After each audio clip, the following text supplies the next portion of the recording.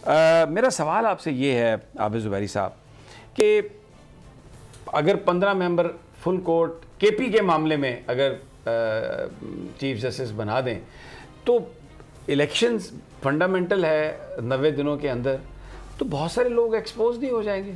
मैं नहीं समझता। देखिए, आप जो लोग बातें कर रहे हैं तफरीक की और ये सब की, मैं ज़रा इससे मेरा इख्तिलाफ है थोड़ा सा। इख्तिलाफ इसलिए कि देखिए हर जज अपने कॉन्शियस और आइन के हिसाब से फैसले करते हैं। ज़रूरी नहीं है, देखिए जो इवन जो जजेस जो कहते थे ये सूमोटो वगैरह नहीं है, उन्होंने मेरिट पे बात नहीं की। उन्होंने बात की कि जी हम समझते हैं कि सूमोटो नहीं होता, आपको हाई कोर्ट के रास्ते के थ्रू आना चाहिए था, इसलिए हम पटिशन को डिसमिस करते हैं। जो नोट था या उन्होंने बैठने से उस पर बेंच पर मना किया। देखिए अब ये बात सामने आ गई। मैं नहीं समझता कि कोई मुअज़्ज़ज़ जज जो है वो कहेगा कि 90 दिन में इलेक्शन नहीं होने चाहिए। लेकिन देखिए हर इंसान का अपना व्यू होता है। अब वो बेंच बना दे, पूरी फुल कोर्ट बना दें। ज़रूरी नहीं, अब ज़रूरी नहीं जो आप कह रहे हैं 8 और इस तरह के वो जजेस होंगे, हो सकता है उससे ज़्यादा हों।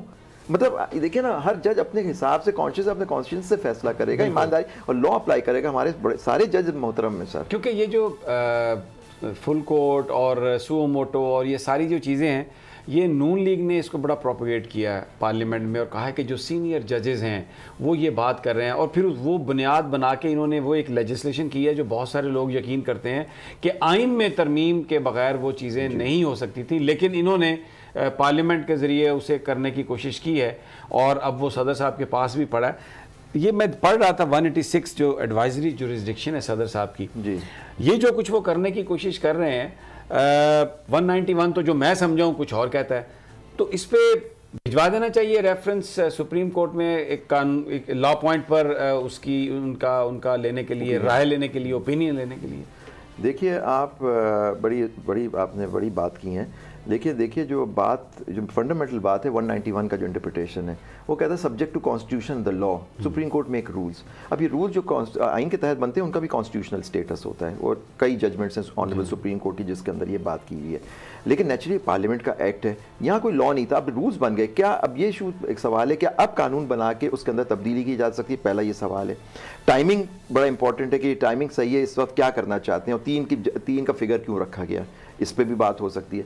फिर क्या 184(3) की पावर जो है वो उसको आप इस तरह से कर्टेल कर सकते हैं। देखिए हमारी बार्स की इंक्लूडिंग मी मैंने जब ये तरमीम हो रही थी उस वक्त भी एक बड़े सीनियर पार्लियामेंटेरियन थे, हमारे वकील थे, मैंने उनसे दरख्वास्त की थी कि आप अपील एक दे दीजिए 184। 2010 की मैं आपसे बात कर रहा हूँ। उसकी वजह थी कि देखिए हो सकता है कि आप एग्रीव्ड होते हैं तो फिर आप उसके हिसाब से वो अपील कर दें। अपील का हक होना चाहिए, रिव्यू की पावर नहीं होनी चाहिए, लेकिन वो नहीं दिया गया। लेकिन आप क्या कानून के तहत दूसरा ये भी डिबेटेबल है कि क्या आप 184 थी जो कॉन्स्टिट्यूशनल प्रोविजन उसके अंदर अपील कानून से दे सकते हैं, ये भी, और वो भी रिट्रोस्पेक्टिव। देखिए, और तीसरी बात जो आपने बात की अभी कि ये जजेस के ऊपर सुओ मोटो पे उस वक्त तो कोई नाराज नहीं हुआ जी, जब इन्हीं जजों ने सुओ मोटो लेके एक इलेक्टेड प्राइम मिनिस्टर की गवर्नमेंट को भेज दिया, नो कॉन्फिडेंस पे जजमेंट कर दी। उस वक्त भी सुओ मोटो ही लिया गया था।